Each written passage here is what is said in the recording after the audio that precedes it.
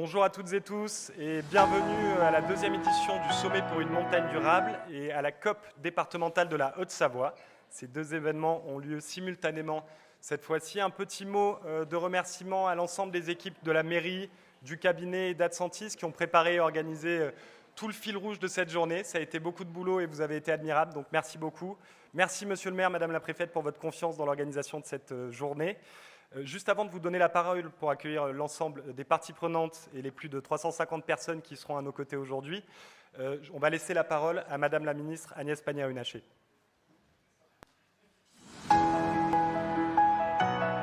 Madame la préfète de Haute-Savoie, Monsieur le maire de Chamonix-Mont-Blanc, cher Éric Fournier, Mesdames et Messieurs, c'est un grand honneur pour moi de m'adresser à vous aujourd'hui, même à distance. J'y tenais car nos montagnes sont en première ligne face au dérèglement climatique.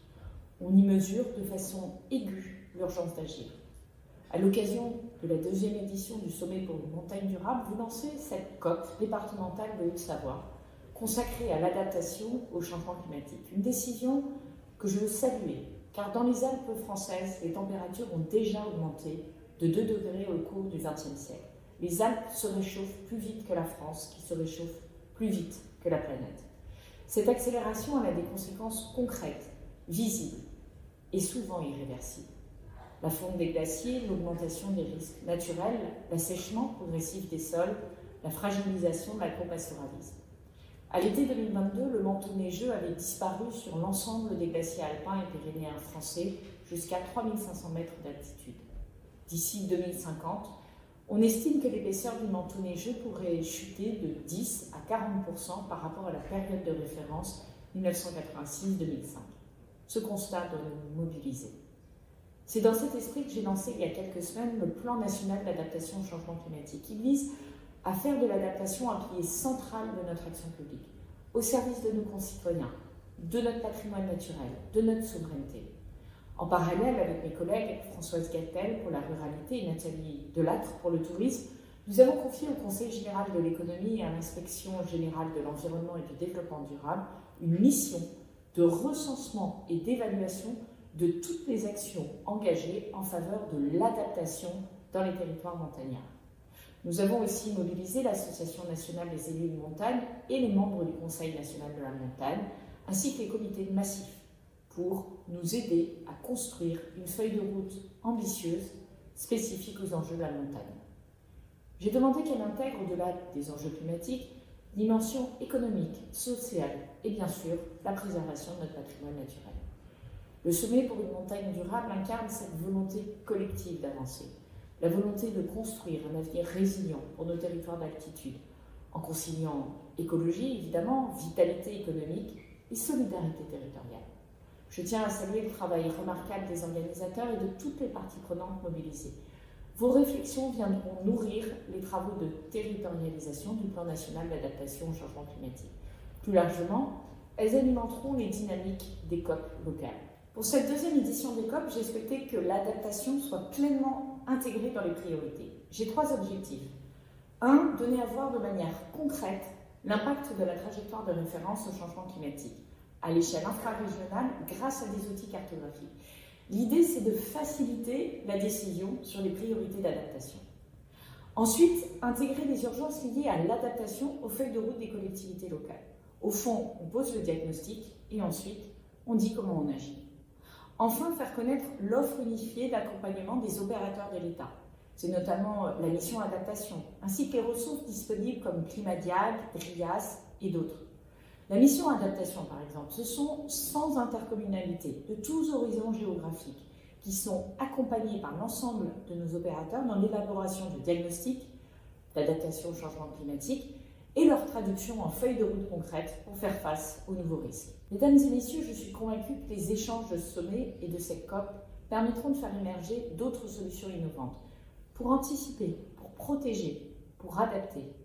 Nous avons une responsabilité immense, celle de préserver l'habitabilité de nos montagnes et de protéger ceux qui vivent là, de les inscrire pleinement dans des trajectoires de résilience. Je vous souhaite à toutes et tous des discussions aussi riches qu'inspirantes. Je vous remercie.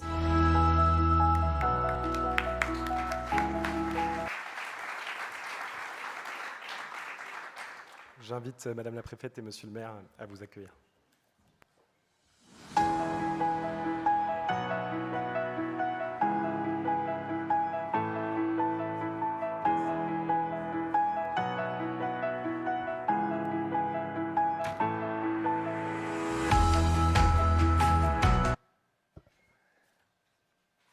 Permettez-moi ces quelques mots d'accueil en introduction à cette journée. Tout d'abord, pour exprimer mes remerciements, Madame la Préfète, pour être à nos côtés et pour cette organisation qui est assez inédite, après les mots de Madame la Ministre. Madame et Monsieur les députés, chère Anne-Cécile, cher Xavier, Mesdames et Messieurs les maires et syndics, puisqu'on a aussi des collègues valdôtains qui sont parmi nous.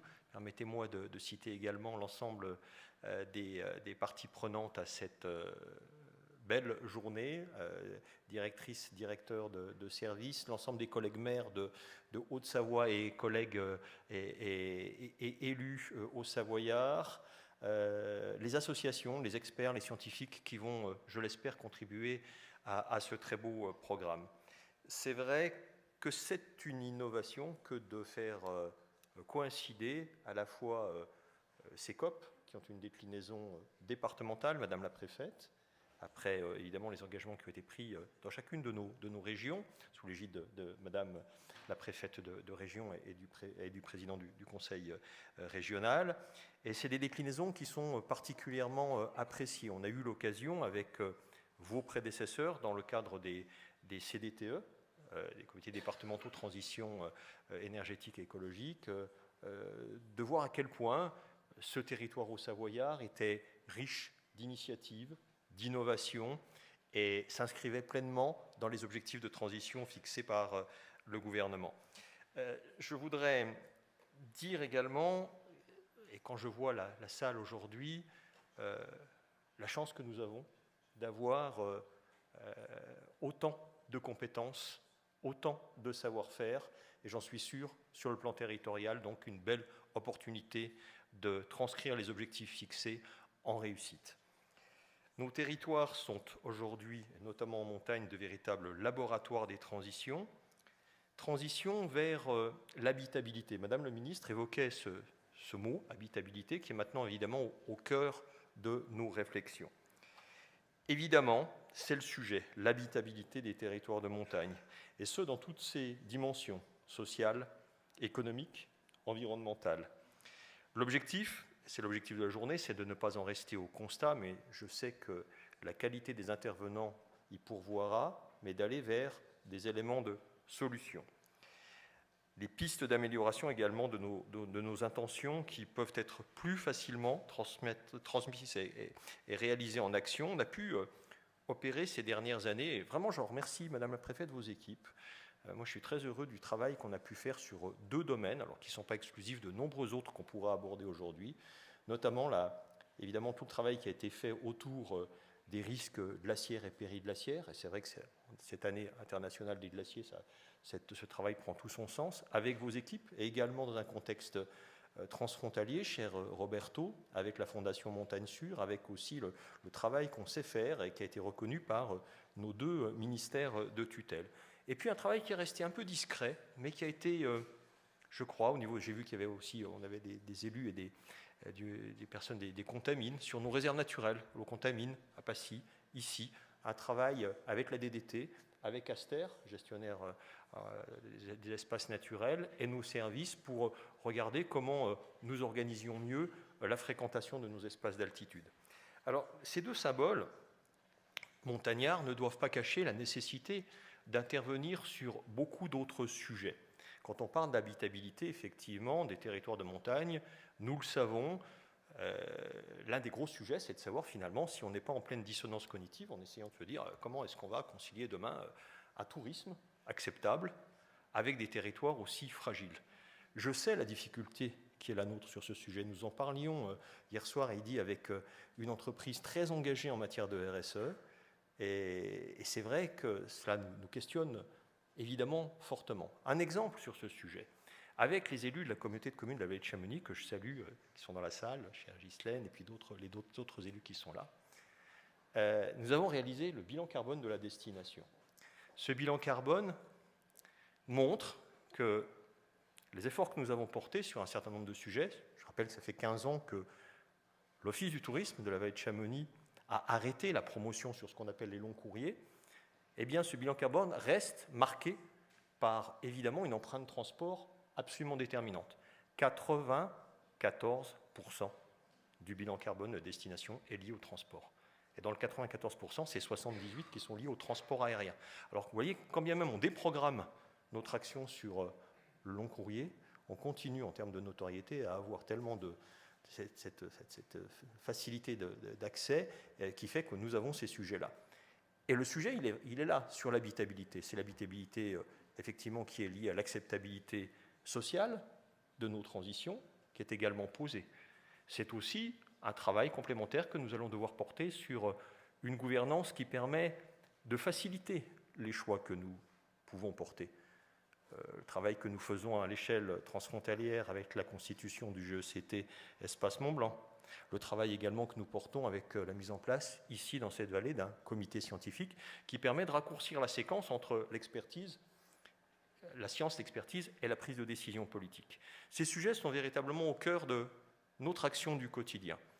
Et effectivement, on pourrait se dire, est-ce qu'ici, à Chamonix, on n'est pas, je le répète, en pleine dissonance cognitive, à se dire, tiens, on veut faire des transitions alors même que le territoire est un territoire hautement porteur d'un tourisme qui est un tourisme très significatif. Mais je crois qu'au contraire, quand je reprends mon exemple des transports, c'est la raison pour laquelle il nous faut peut-être agir ensemble, et je sais votre détermination et votre action, même si vous n'êtes arrivé que depuis quelques mois, sur ce sujet, comme par exemple la desserte de la vallée de l'Arve sur le plan ferroviaire, comme la desserte de nos territoires. Si on travaille en disant tiens, on va faire moins d'avions, il faut qu'on ait un peu plus de ferroviaire. Et vous le voyez, finalement, servons-nous de ce beau symbole qu'est le Mont Blanc, de ces beaux symboles que sont les glaciers, quand bien même ils souffrent actuellement, pour avoir une action qui soit très globale sur ces mutations. C'est le sens de cette journée.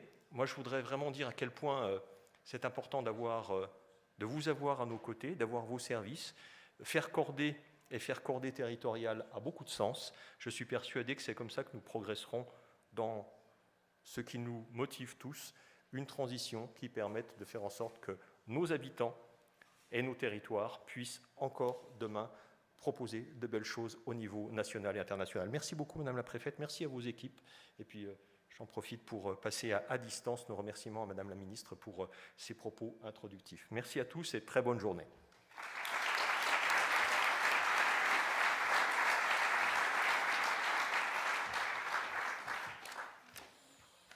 Monsieur le maire de Chamonix, Madame la députée, Monsieur le député, Monsieur le représentant du conseil régional, je vous salue à double titre, mais je n'ai pas vu s'il n'y avait pas d'autres élus, parce que je n'ai pas encore vu tout le monde, Mesdames et Messieurs les représentants du conseil départemental, Mesdames et Messieurs les maires, Monsieur le maire d'Annecy, merci d'avoir fait le chemin jusqu'à Chamonix, Mesdames et Messieurs les élus, Mesdames et Messieurs les présidents et membres d'associations, des services de l'État, je salue particulièrement le directeur départemental des territoires, son adjointe et toute son équipe.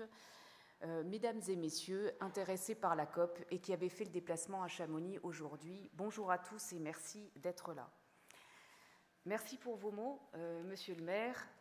Je crois que nous avons besoin de ces encouragements sous un soleil un peu plus chaud, parce que le programme de la journée est long, lourd et chargé, et nous comptons sur vous aussi pour les ateliers de cet après-midi. Donc ça va être une grande journée de travail. Cette journée de travail, elle est, je pense, effectivement très importante. On concilie double journée d'ailleurs avec ce sommet pour une montagne durable et notre COP départementale. Aujourd'hui, les urgences climatiques, énergétiques, environnementales nous imposent cette accélération sans précédent des efforts collectifs pour atteindre la neutralité carbone. Le gouvernement et la France s'y sont engagés, la ministre l'a dit, avec le lancement de cette planification écologique qui a été déclinée au niveau des COP régionales sous l'égide de la préfète de région et du président du conseil régional. Pour l'État, c'est évidemment tout le sens de ce terme que vous avez déjà maintenant vu fleurir partout, France Nation Verte, et qui se décline au-delà de l'impulsion de l'État dans les projets des communes, dans le projet des départements, et que vous voyez désormais déjà dans de nombreux équipements qui sont inaugurés par vos élus de territoire, souvent en présence des parlementaires que je remercie de leur mobilisation sur ce thème, avec la bannière France Nation Verte. L'ambition de cette planification écologique, c'est d'être globale et concrète. Et je remercie tous ceux qui ne se sont pas découragés au moment où on a lancé la COP sur un terme de planification, au moment où la planification renvoyait peut-être plutôt à une période du plan que nous n'avions finalement plus l'habitude de décliner dans nos instances publiques. Et pourtant, cette planification, déjà, on la voit de façon concrète parce que la méthode est la bonne, j'en ai la conviction. La méthode des COP, c'est d'être participatif. Et je pense que vous tous aujourd'hui, avec vos compétences, avec votre légitimité d'élus, d'associations, de personnes expertes dans ce domaine, montrent bien ce que rapporte cette participation. Concrètement, la méthode, elle se décline autour de 4 moments. Un diagnostic effectué conjointement, et c'est tout le sens de la participation, un débat où sont proposés des objectifs concrets aux acteurs territoriaux, une déclinaison indicative des actions à mener et une feuille de route pour matérialiser ces choix des engagements par secteur sur un territoire pour qu'on ne soit pas déconnecté. La COP régionale s'est déployée en 2024, je ne reviendrai pas sur l'ensemble de ces thèmes.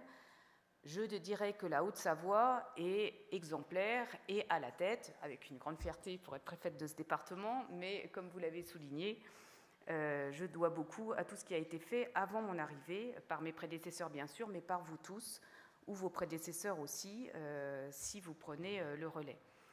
3 chantiers départementaux ont été identifiés en 2024 en Haute-Savoie autour de la formation des élus, de la mobilisation des partenaires économiques et de la jeunesse. Et je crois que ça fait tout à fait sens, en effet, dans ce département.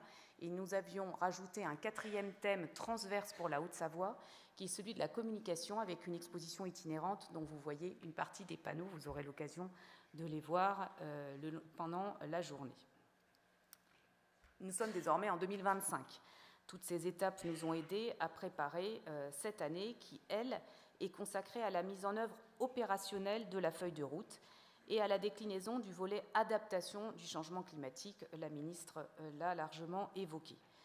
Notre but désormais, c'est aussi de déployer des mesures très concrètes pour faire face aux effets locaux du changement climatique et notamment à préparer la France au réchauffement de plus 4 degrés d'ici 2100. Vous savez que c'est le scénario retenu par le gouvernement pour guider nos travaux locaux.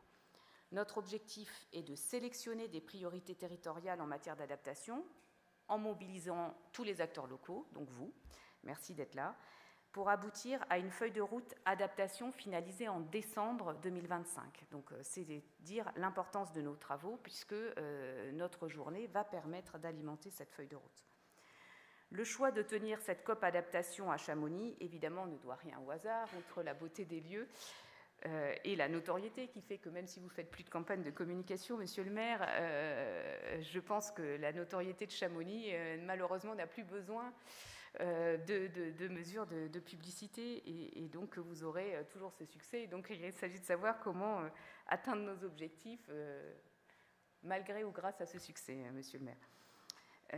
Donc le choix de la ville de Chamonix, ça fait évidemment sens puisque je rappelle que cette année internationale est celle de la préservation des glaciers et que ça rend évidemment pertinent le fait de concilier nos deux objectifs aujourd'hui, sommet montagne durable et COP départementale. Merci à l'ensemble de vos équipes pour la préparation commune avec la direction départementale des territoires. Ce sont de très longs mois, voire semaines de préparation pour aboutir à notre journée d'aujourd'hui et j'espère qu'elle répondra aux attentes de tous les participants.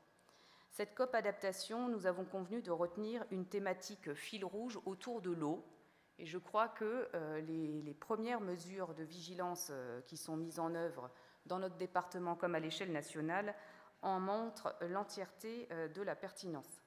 Les temps d'échange, de partage, d'inspiration qui vont s'enchaîner aujourd'hui permettront de travailler collectivement à des pistes d'action et de repérer les solutions les plus adaptées à notre territoire, à notre département, en se fondant sur l'état de la connaissance scientifique, bien sûr, base de nos travaux, mais aussi sur les retours d'expérience et témoignages des élus, des professionnels du territoire, des associations et plus largement de l'ensemble de la société civile. Un temps de travail en atelier thématique se tiendra cet après-midi. C'est là que vous aurez le choix douloureux de parfois devoir vous répartir parce que pour pouvoir avoir plus de retours, nous avons parfois fait des moments parallèles et donc il faudra choisir ce que vous suivez.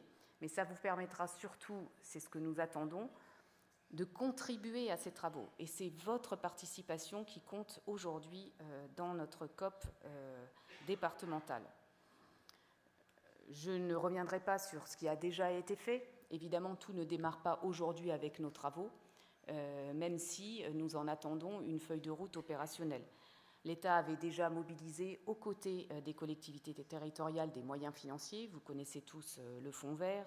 Nous avons aussi mobilisé de l'appui en ingénierie, grâce notamment à l'ANCT, l'Agence nationale de cohésion des territoires, mais aussi évidemment l'ensemble des financements qui passent par nos opérateurs. Je salue l'ADEME, je salue l'action de l'Agence de l'eau, qui est pionnière aussi dans l'accompagnement de nos territoires sur la thématique de l'eau, bien sûr, mais qui emporte au-delà beaucoup de conséquences sur l'adaptation au réchauffement climatique.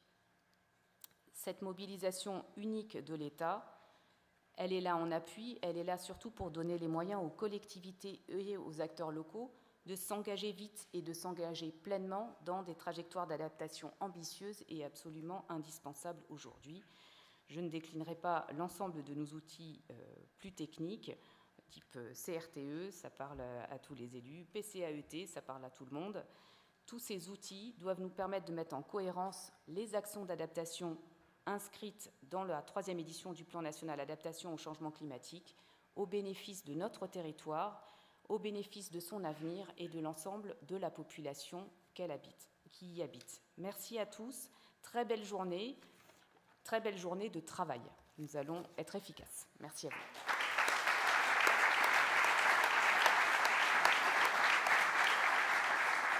Merci, ça fonctionne. Merci Madame la Préfète, merci Monsieur le salon d'accueil. Je pourrais vous présenter le programme, mais comme il est un peu dense, on s'est dit qu'une vidéo ou en tout cas des images vaudrait 1000 mots. Je vous propose de le découvrir. Il se structure autour de 3 temps: comprendre, s'adapter et préserver. On est juste face au plus grand défi de l'histoire de l'humanité. Soit on reste médiocre, on se compare au pire, on va chercher là où on peut faire du gain à court terme, on pense pas à nos enfants. Ou alors c'est un pas en avant qualitatif dans l'histoire de Sapiens.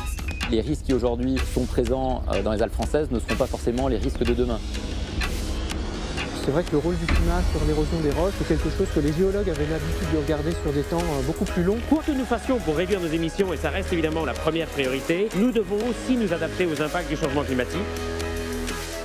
On a finalement 25 ans devant nous pour préparer cela et réinventer finalement ce qu'est ces activités de montagne, ce tourisme de montagne. Les sujets étant dialogue démocratique, mobilité, exemplarité des événements et sobriété des. Toute activité qui est fortement dépendante du transport aérien a une incompatibilité dure. Comment on peut être acteur du changement, acteur de solution pour essayer d'aller bien au-delà du bilan neutre en carbone. Aujourd'hui, le sujet de la transition est présent dans toutes les entreprises. Il y a 15 ans, c'était peut-être pas le cas. Le plus gros effort que tu puisses faire pour l'environnement, c'est avant tout d'aller voter. Comment est-ce qu'on atténue les effets de ce changement climatique ?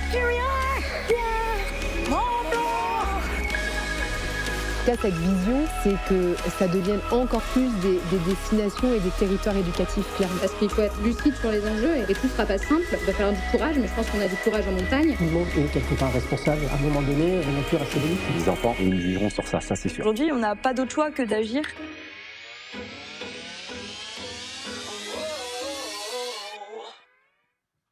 Un grand merci à Mountain Changemaker pour le résumé de cette belle journée qui nous attend. Un petit mot aussi pour vous dire que pendant toute la journée, on a un facilitateur graphique avec nous qui va nous présenter et dessiner au fur et à mesure de la journée les principaux enseignements, François Delahaye qui est juste devant. Vous pourrez voir au fur et à mesure des différents ateliers cette COP et ce sommet pour une montagne durable se dessiner et se créer au fur et à mesure des ateliers et des tables rondes. Merci François pour votre présence et merci pour l'intégralité des ateliers et des différents temps de cette journée que vous allez mettre en image.